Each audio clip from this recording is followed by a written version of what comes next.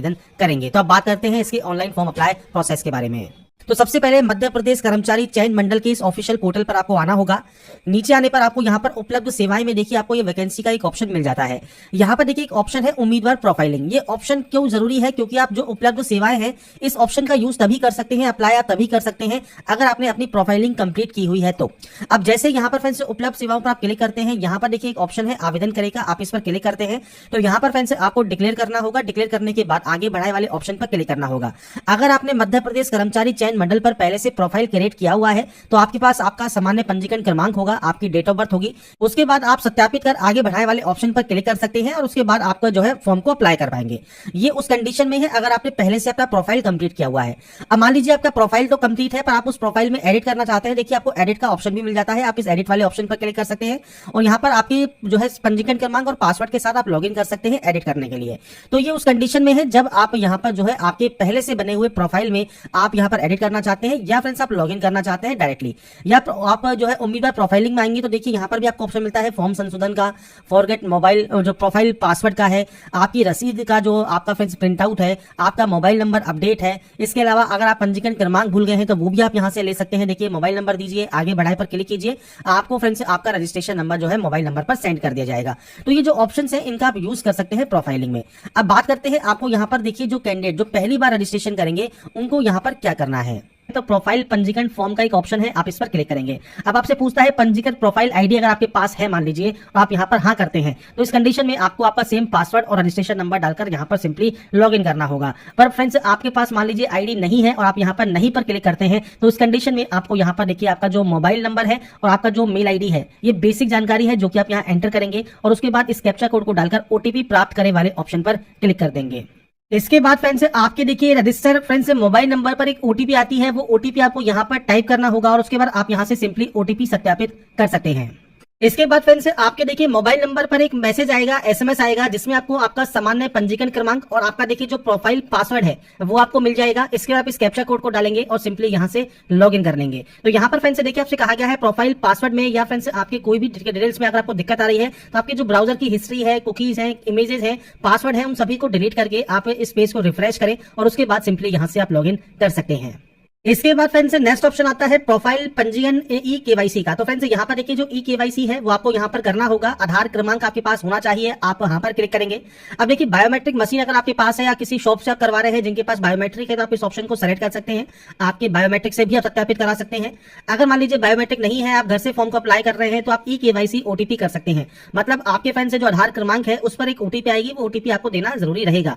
तो आपका सबसे पहले आधार कार्ड नंबर आप यहाँ पर एंटर कीजिए, इसके बाद यहाँ से डिक्लेयर कीजिए, आपको इस कैप्चा कोड को एंटर करना है और जनरेट ई केवाईसी ओटीपी करना है जिससे आपके आधार कार्ड है उसमें रजिस्टर मोबाइल नंबर पर एक ओटीपी आएगी, वो ओटीपी आपको वेरीफाई करनी होगी। अब दो तरीके से कर सकते हैं, अगर मान लीजिए ओटीपी नहीं आ रही है तो उस कंडीशन में आपको फ्रेंड्स फिर बायोमेट्रिक ही करना होगा और बायोमेट्रिक जो आप करेंगे ये ध्यान रखिएगा आपके पास बायोमेट्रिक मशीन होनी चाहिए तो ही ऑप्शन वर्क करेगा। अगर नहीं है तो आप ओटीपी आप यहाँ सत्यापित करवा सकते हैं। अगर आधार कार्ड में मोबाइल नंबर रजिस्टर नहीं है तो आधार सेंटर पर जाकर रजिस्टर करवा सकते हैं और उसके बाद अपने फ्रेंड्स यहाँ पर जनरेट ई केवाईसी ओटीपी करने के बाद अपने आधार कार्ड को ओटीपी से वेरीफाई आप कर लेंगे।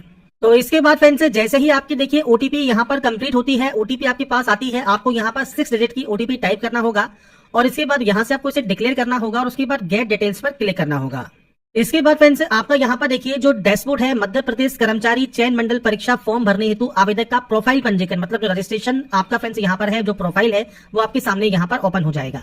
अब आपको यहाँ पर देखिए कुछ बेसिक जानकारी एंटर करनी है, आप अपने अकॉर्डिंग जानकारी एंटर करेंगे। मैं सिर्फ आपको डेमो यहाँ पर शो कर रहा हूँ। सबसे पहले यहाँ पर है कैंडिडेट का नाम, तो आप यहाँ पर कैंडिडेट का नाम देंगे फर्स्ट नेम।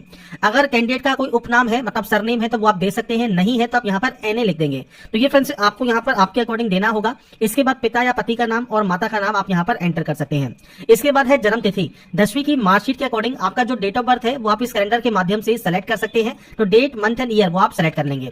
अब आपसे पूछता है मध्य प्रदेश के मूल निवासी अगर आप हैं आप यहाँ पर हाँ कर सकते हैं, नहीं है तो आप सिंपली नो कर सकते हैं। बस ये ध्यान रखिएगा मध्य प्रदेश के अगर आप मूल निवासी नहीं है उस कंडीशन में भी आपको फिर से मध्य प्रदेश राज्य का जो रोजगार कार्यालय है उसका रजिस्ट्रेशन आपको शो करना होगा। अगर वो आपके पास है तो ही आप यहाँ पर जो है फॉर्म को अप्लाई कर पाएंगे। अगर आप रजिस्ट्रेशन नहीं करवा सकते हैं मध्य प्रदेश राज्य में तो फ्रेंड्स आप इसमें जो है फॉर्म को अप्लाई अप्लाई नहीं कर पाएंगे, क्योंकि बाद में आपसे फ्रेंड्स से वो रजिस्ट्रेशन नंबर भी रिक्वायर्ड मांगा जाएगा। तो ये जानकारी आपको आपके अकॉर्डिंग देनी है। आपका जेंडर आपको देना है, आपकी श्रेणी कौन सी है, जनरल है, एससी है, एसटी है, ओबीसी है, वो आप यहाँ से सेलेक्ट कर सकते हैं। अब मैं यहाँ पर फ्रेंड्स आपको रिजर्व कैटेगरी से फॉर्म को अप्लाई करके शो करूंगा। अगर आप ईडब्ल्यूएस से बिलोंग करते हैं तो आप यहाँ पर यस या नो कर सकते हैं। इसके बाद है उच्च शैक्षणिक योग्यता का स्तर, मतलब हायर क्वालिफिकेशन आपकी क्या है। अब हायर क्वालिफिकेशन आपकी कोई भी हो सकती है, तो आप इनमें से आपके अकॉर्डिंग जो भी हायर क्वालिफिकेशन है वो आप सेलेक्ट कर लेंगे। इसके बाद आप कहां पर रहते हैं, रूरल एरिया में या अर्बन एरिया में, तो वो आपको सेलेक्ट करना होगा। इसके बाद पीएच कैटेगरी ऑप्शन है। अगर आप पीएच कैटेगरी में नहीं आते हैं तो सिंपली आप यहाँ पर नो कर दीजिए। आपको फ्रेंड्स आगे जो प्रोसेस है वो आप कर पाएंगे। पर मान लीजिए आप पीएच कैटेगरी में आते हैं और आप यहाँ पर हाँ करते हैं, तो यहाँ पर पीएच कैटेगरी के ऑप्शन है, इनमें आपकी कौन सी डिसेबिलिटी है वो आपको सेलेक्ट करना होगा, नहीं तो आप सिंपली यहाँ पर नो कर सकते हैं। अब यहाँ पर देखिए, अगर आप विवाहित नहीं है तो सिंपली नो कर दीजिए, सारे ऑप्शंस बंद हो जाएंगे। पर आप विवाहित हैं तो आप हाँ कर सकते हैं। विवाह की तिथि क्या है, जीवित बच्चों की संख्या क्या है, जो आपकी लास्ट जो बच्चा है उसकी जो डेट ऑफ बर्थ है वो क्या है, बच्चा जुड़वा है या नहीं है, वो जानकारी आपको देनी होगी। तो ये आपके वैवाहिक विवरण से रिलेटेड जानकारी है, नहीं है तो आप सिंपली नो कर सकते हैं। इसके बाद है एड्रेस। अब आपको यहाँ पर आपका मकान नंबर, आपका गली या मोहल्ला कौन सा है, आपका क्षेत्र या कॉलोनी कौन सी है, शहर या तहसील कौन सी है, इसके अलावा आपका फ्रेंड्स राज्य कौन सा है, जिला कौन सा है, पिन कोड क्या है, ये बेसिक जानकारी आपको यहाँ पर प्रोवाइड करनी होगी। इसके बाद फ्रेंड्स नीचे आने पर आपसे पूछता है आवेदक के शरीर का स्थायी पहचान चिन्ह। तो फ्रेंड्स कोई भी कट का निशान, कोई मोल, कोई बर्न का निशान है आपके चेहरे पर, हाथ पर, पैर पर, आप उसकी जानकारी यहाँ पर प्रोवाइड कर सकते हैं। नहीं है तो आप यहाँ पर नो मार्क की एंट्री कर सकते हैं। परीक्षा कक्ष में आपको फ्रेंड्स एक फोटो युक्त पहचान पत्र लेके जाना होगा, जिसमें voter ID, Aadhaar card, driving licence, PAN card, passport, कोई भी आईडी आप ले जा सकते हैं। आप उसे सेलेक्ट करेंगे। आपका आधार कार्ड है तो आधार कार्ड का नंबर आपका ऑटोमेटिक यहाँ पर आ जाएगा। इसके बाद आप इस डाटा को डिक्लेयर करेंगे और पंजीकृत करने वाले ऑप्शन पर क्लिक कर देंगे। इसके बाद फ्रेंड्स यहाँ पर देखिए, मध्य प्रदेश कर्मचारी चयन मंडल द्वारा निर्धारित स्कैन दस्तावेज फाइल आपको यहाँ पर अब आपको अपलोड करना है। अब क्या क्या जानकारी आपको अपलोड करनी होगी, सबसे पहले आप यहाँ पर फोटो अपलोड करेंगे आपकी, और इसके अलावा फ्रेंड्स आपका सिग्नेचर आपको यहाँ पर अपलोड करना है। आपका फ्रेंड्स हैंड रिटन डिक्लेरेशन आपको यहाँ पर अपलोड करना है। तो इसके लिए आपको फ्रेंड्स यहाँ पर देखिए कहा गया है, मुझे अपना फोटो हस्ताक्षर उचित स्थान पर सही और स्पष्ट रूप से दिखाई दे रहा है। आपको यहाँ पर देखिए मल्टीपल जो ऑप्शन है वो आपको यहाँ पर मिल जाते हैं फोटो साइन अपलोड करने के, जहां पर आप अपनी लाइव फोटो आप यहाँ पर अपलोड करेंगे। अब देखिए कुछ इंस्ट्रक्शंस हैं, इनको भी ध्यान से जरूर पढ़ लीजिए। आवेदन फॉर्म में अभ्यर्थी का लाइव फोटो अनिवार्य रूप से संलग्न किया जाना जरूरी है। अभ्यर्थी को अपने हस्ताक्षर एवं स्वयं की हस्तलिपि में लिखा हुआ घोषणा पत्र भी स्कैन करके अपलोड करना जरूरी रहेगा। फोटो की जो फ्रेंड्स यहाँ पर गुणवत्ता है वो सही होनी चाहिए। फोटो सामने से खींचा होना चाहिए। आंखें, कान, नाक, जो भी आपके फ्रेंड्स जो भी मुंह है उसे स्पष्ट रूप से दिखाई देना अनिवार्य है। फोटो कैप्चर का माध्यम कौन कौन सा है, लाइव फोटो वेबकैम से आप फोटो कैप्चर कर सकते हैं। आपका वेब कैमरा देखिए अगर आपका यहाँ पर डिटेक्ट कर लेता है तो आपको यहाँ पर बताएगा कि वेब कैमरा से आप फोटो कैप्चर कर सकते हैं। अगर आप मोबाइल कैमरा से करना चाहते हैं तो यहाँ पर देखिए एक ऑप्शन है जनरेट क्यूआर का, आप इस पर ऑप्शन जो है क्लिक करना है। आपका एक क्यूआर कोड स्कैन हो जाएगा, आप इसे मोबाइल से स्कैन कर लेंगे और मोबाइल से भी आपकी जो है फोटो आप यहाँ पर कैप्चर कर सकते हैं। इसमें फ्रेंड्स आपका यहाँ पर देखिए किस वजह से फोटो जो है आपका रिजेक्ट किया जा सकता है उसकी जानकारी दी गई है। इसके अलावा फ्रेंड्स यहाँ पर देखिए बटन का नाम आपको दिया गया है। पहला है फोटो कैप्चर करें, दूसरा है क्यूआर जनरेट करें ताकि आप मोबाइल कैमरे से फोटो कैप्चर कर पाएं, मोबाइल से कैप्चर फोटो पाएं और फॉर्म में आवेदक का फोटो रीटेक या आप अपडेट यहाँ पर कर सकते हैं।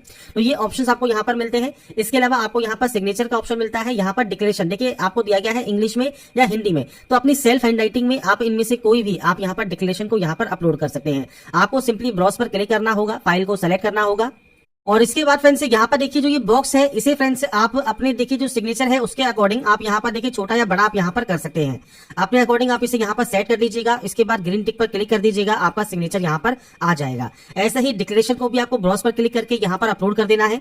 आपकी जो लाइव फोटो है वो फ्रेंड्स आपको जो इस क्यूआर कोड को आप अपने मोबाइल से स्कैन कर सकते हैं और स्कैन करने के बाद आपकी जो लाइव फोटो है वो आप कैप्चर कर सकते हैं। या अगर आपके पास वेब कैमरा है तो आप सिंपली वेब कैमरा से भी आपकी जो फोटो है वो आप यहाँ पर कैप्चर कर पाएंगे। तो ये फ्रेंड्स आपको मल्टीपल ऑप्शन यहाँ पर दिए गए हैं आपके फोटोग्राफ सिग्नेचर अपलोड करने के। इसके बाद जब आप यहाँ पर जैसे सिग्नेचर आपका अपलोड हो गया है तो आपको यहाँ पर देखिए डिक्लेयर करना होगा कि आपको सही ढंग से ये यहाँ पर शो कर रहा है, तो आपको यहाँ पर इसको जो है डिक्लेयर करना होगा। इसके बाद नीचे आने पर जब तीनों आपके ये अपलोड हो जाएंगे इसके बाद यहाँ पर ऑप्शन आएगा अपलोड फोटो सिग्नेचर और डिक्लेरेशन का, आप इस ऑप्शन पर क्लिक कर देंगे। इसके बाद फ्रेंड्स यहाँ पर देखिए अब आपको यहाँ पर आपकी जन्म तिथि प्रमाण पत्र हेतु जो आपकी 8वीं या 10वीं या 12वीं जो भी मार्कशीट या सर्टिफिकेट है वो फ्रेंड्स आपको यहाँ पर अपलोड करना होगा जेपीजी फॉर्मेट में।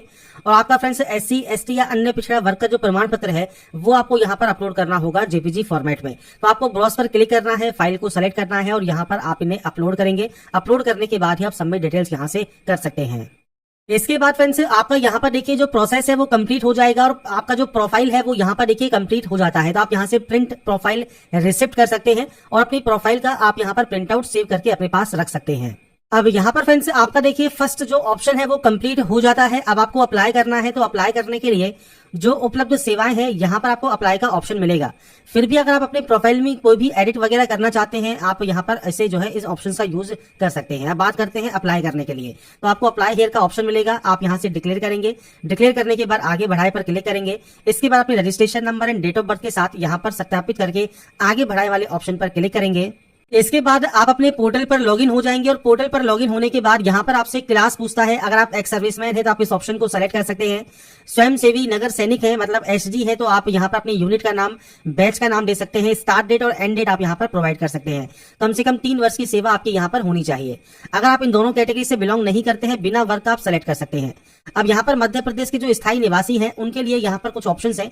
जैसे अगर आप एक्स सर्विसमैन पर यहाँ पर क्लिक किया होगा तो ये ऑप्शन आपका एक्टिवेट हो जाता है। तो आप यहाँ पर अपनी जो आपकी अवधि है माह में वो आप यहाँ बता सकते हैं। नहीं है तो आप ये ऑप्शन आपका डिसेबल रहेगा। मध्य प्रदेश के मूल निवासी हैं तो आपका होम डिस्ट्रिक्ट कौन सा है वो आपको सेलेक्ट करना होगा। आप फ्रेंड्स शासकीय निगम मंडल स्वशासी संस्था के कर्मचारी हैं, विक्रम पुरस्कार से सम्मानित खिलाड़ी हैं, या फ्रेंड्स आप मध्य प्रदेश शासन के अधीन छटनीशुदा कर्मचारी हैं तो आप यहाँ पर यस या नो कर सकते हैं। आप विडो या डिवोर्सी वुमन है या नहीं है वो जानकारी आपको देनी होगी।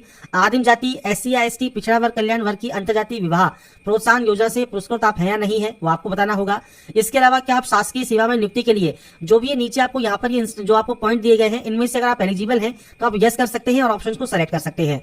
नहीं है इनमें से किसी भी कैटेगरी में तो आप सिंपली यहाँ पर नो कर देंगे। इसके बाद आता है यहाँ पर फ्रेंड्स आपका देखिए प्रेफरेंस। अब 2 ऑप्शन हैं, आरक्षक विशेष सशस्त्र बल और एक है आपका सामान्य ड्यूटी विशेष सशस्त्र बल को छोड़कर। आप इनमें से फ्रेंड्स जिस भी को भी प्रेफरेंस देना चाहते हैं, जैसे आपने मान लीजिए इसको ए दे दिया, इसको बी दे दिया, तो वो आपकी प्रेफरेंस देखिए यहाँ पर आ जाएगी। अगर आप मान लीजिए सबसे पहले बी को प्रेफरेंस देना चाहते हैं, उसके बाद ए को देना चाहते हैं, तो आप इस तरह से प्रेफरेंस यहाँ पर दे सकते हैं। प्रेफरेंस देने के बाद यहाँ पर एक ऑप्शन है click here to select district preference का। अब जब आप इस ऑप्शन पर क्लिक करेंगे आपके सामने मल्टीपल ऑप्शंस आ जाएंगे। अब यहाँ पर क्वालिफिकेशन का भी ऑप्शन है, जैसे 10वीं का ऑप्शन है तो आपका 10th का जो रोल नंबर है वो आपको यहाँ पर देना है। मैं सिर्फ यहाँ पर डेमो शो कर रहा हूँ। इसके बाद आपके उत्तीर्ण होने का वर्ष आपको देना होगा और उसके बाद आपके बोर्ड का नाम, पूरा नाम आपके बोर्ड का आपको देना है। जो भी आपकी मार्कशीट पर अवेलेबल है, जो भी लिखा हुआ है बोर्ड का नाम, वो आप यहाँ पर एंटर कर देंगे। इसके बाद आता है नियुक्ति हेतु जिलों की प्राथमिकता। तो यहाँ पर देखिए आपको फ्रेंड्स चुने का ऑप्शन मिल जाता है। आप यहाँ पर देख रहे होंगे जितने भी आपको यहाँ पर जिले दिए गए हैं वो आप यहाँ पर अपने अकॉर्डिंग जो भी प्रेफरेंस देना चाहते हैं, जैसे मान लीजिए आप इसे प्रेफरेंस देंगे तो सबसे पहले आपका ये प्रेफरेंस यहाँ पर आ जाएगा। इस तरह से फ्रेंड्स आप यहाँ पर जो भी प्रेफरेंस देना चाहते हैं आपको यहाँ पर सिंपली उस ऑप्शन को सेलेक्ट करना है। अब ये यहाँ पर जब सेलेक्ट आप कर लेंगे इसके बाद आपको यहाँ पर देखिए अगर आप प्रेफरेंस को ऊपर या नीचे भी करना चाहते हैं तो आपको अप या डाउन का ऑप्शन यहाँ पर मिल जाता है। तो अपने अकॉर्डिंग आप जितने भी जिले की प्राथमिकता यहाँ देना चाहते हैं वो आप यहाँ पर प्रोवाइड कर सकते हैं। इसके बाद फ्रेंड्स नीचे आता है जो आवेदक मध्य प्रदेश के मूल निवासी नहीं है उन्हें केवल जनरल के जो है श्रेणी में ही आवेदन करना होगा। अब यहाँ पर कहता है कि जो नियम पुस्तिका है उसके अकॉर्डिंग न्यूनतम शारीरिक जो योग्यता है वो आप फुलफिल करते हैं, आप यहाँ पर क्लिक करेंगे। न्यूनतम शैक्षणिक योग्यता रखते हैं, आप यहाँ पर क्लिक करेंगे। मध्य प्रदेश की जो एसटी श्रेणी के अगर आप उम्मीदवार हैं और आपने 10वीं बोर्ड या उससे अधिक उच्च शिक्षा उत्तीर्ण की है तो आप यहाँ पर यस या नो कर पाएंगे। ये केवल एसटी कैंडिडेट के लिए ऑप्शन एप्लीकेबल रहेगा। आपका आधार कार्ड नंबर यहाँ पर शो होता है। इसके बाद है परीक्षा शहर। आप अपने अकॉर्डिंग जो भी परीक्षा शहर चूज करना चाहते हैं वो आप कर सकते हैं।